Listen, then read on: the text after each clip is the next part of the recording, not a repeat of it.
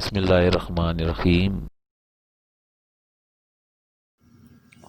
بسم اللہ الرحمن الرحیم۔ السلام علیکم ورحمۃ اللہ وبرکاتہ۔ امید کرتے ہیں آپ سب فرینڈز اللہ کریم کی رحمتوں میں ہوں گے۔ ہمدرد ہیلتھ ٹپس میں آپ کو ویلکم کرتے ہیں۔ آج کی ویڈیو کا موضوع بڑا خاص ہے، پیشاب کے قطروں کا علاج۔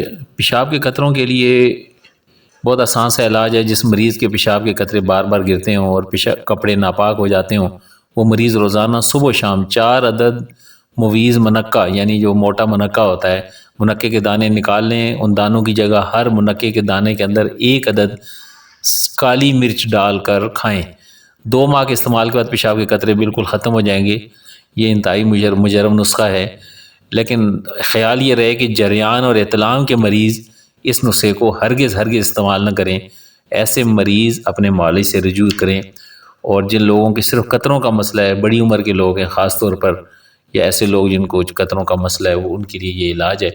امید ہے کہ آپ کو یہ فائدہ مند ہوگا آپ کے لیے، اور آپ اس سے فائدہ اٹھا سکیں گے، اور آپ کو یہ ویڈیو پسند آئی ہوگی۔ السلام علیکم ورحمۃ اللہ وبرکاتہ۔